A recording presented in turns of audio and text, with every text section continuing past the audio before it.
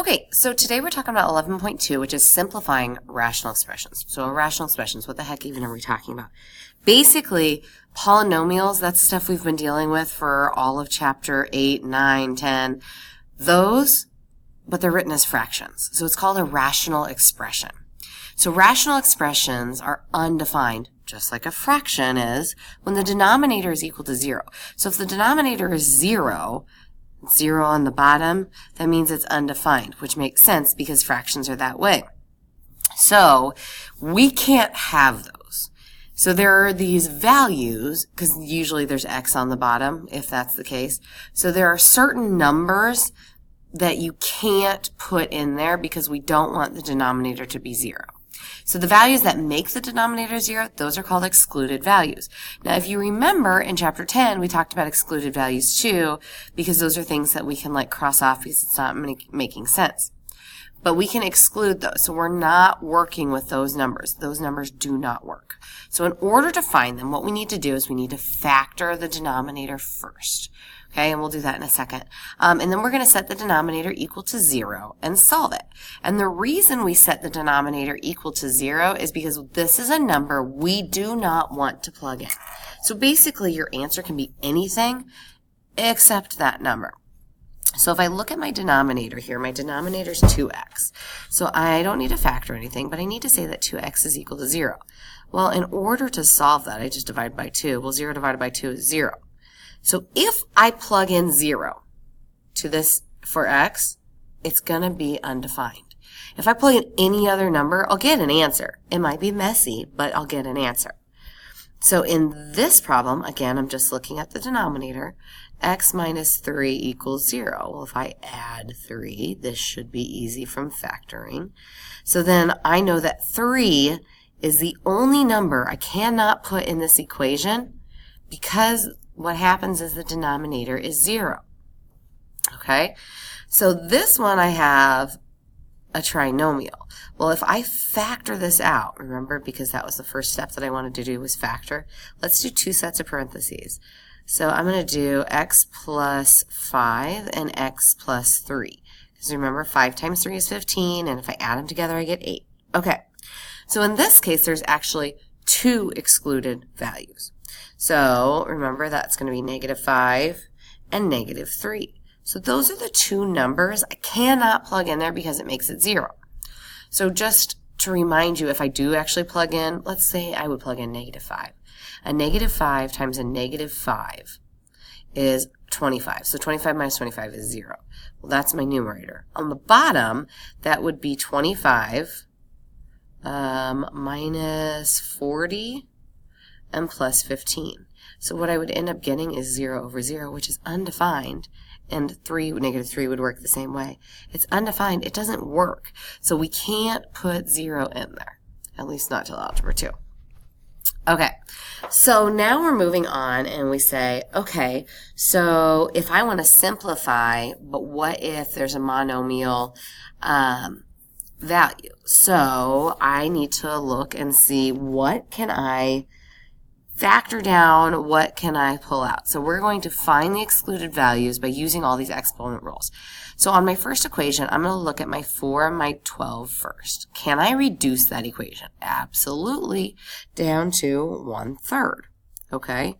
Well, if I've got a y in the numerator and a y in the denominator, this one goes away, this one cancels, and I'm left with just a y. So the simplified is 1 over 3y. My excluded values, what can I plug into this denominator to make it equal 0? Well, that's 0. So the only number I cannot use, like if I was graphing it, would be 0, because it's not going to give me an answer. So on the next one, I'm just going to see what I can simplify down to. So my 6 over negative 18 gives me a negative 1/3. And you can put that out front. It doesn't really need to be on the bottom. And then again, I've got 3 up here and 4 there, so I'm left with just a y on the bottom. Oh, that's pretty close to the same answer. Negative 1 over 3y. So again, my excluded value is just going to be 0 because how can I make 3y equal to 0?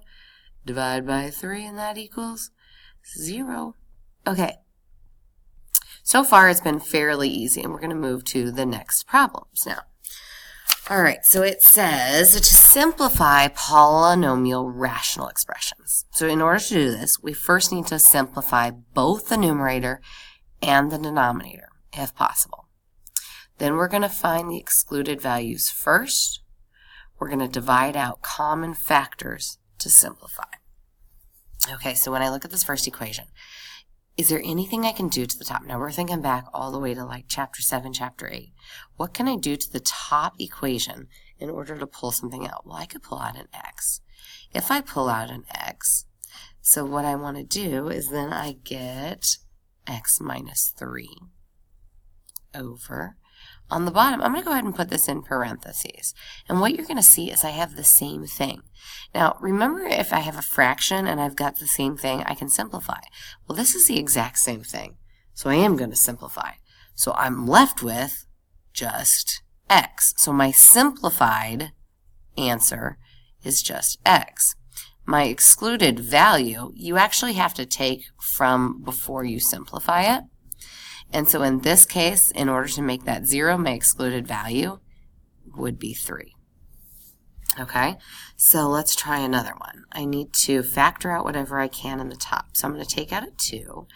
I'm left then with x plus 4. Ooh, that's not a nice 4. Okay, x plus 4 over. On the bottom, I'm going to factor out a 5x. I'm going to be left then with x plus 4. Well, what do you know? These are going to cancel out.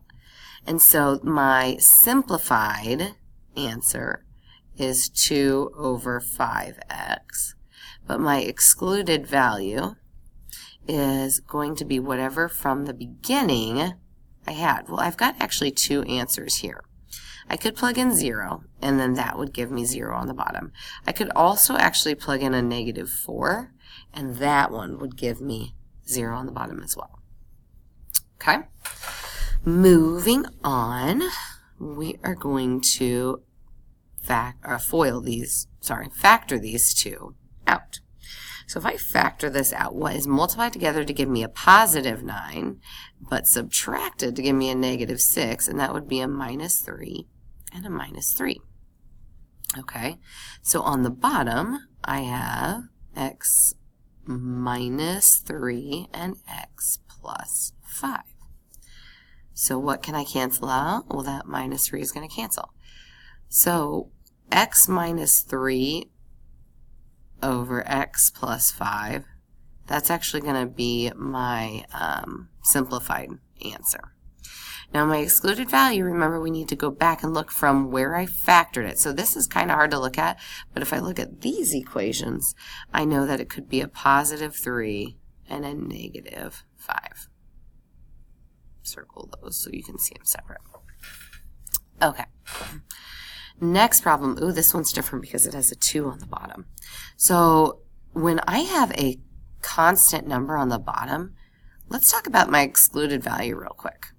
What is going to happen to my excluded value is it's actually not going to be anything. There's nothing that I can't plug in because, and you don't want to put 0 because 0 is actually a number. So there is no excluded value because there's a constant on there, so there's nothing that can make that fraction undefined because 2 is already there. That's not changing. So let's factor out the top. So I'm going to actually pull out a 2 first, which leaves me with x squared plus 2x minus 6. Okay, so if I factor that down, that would, negative 6 is not going to factor. But I do have that, and so my 2's will cancel. And so this right here is my simplified answer. Now, because that can't factor, I could do the quadratic equation with it, but then that's going to just be messy decimals, so we're just going to leave it with that equation. Okay, I moved these 2 over so I had a little bit more room, because this is going to take us a little bit more time. When I look at the denominator, it's not going to factor easy. Now, I could slide and divide, but for me, I think that the easier part is if we did the quadratic equation. So let's sing the song as we do this. So x equals the opposite of b, plus or minus the square root of b squared minus 4 times a times c all over, 2a. Okay, so now I need to work everything out. 4 times 3 is a negative 12 times 10. That would be 120. So I've got 3 plus or minus the square root of 9 minus 120. Ooh, that's going to be a negative number.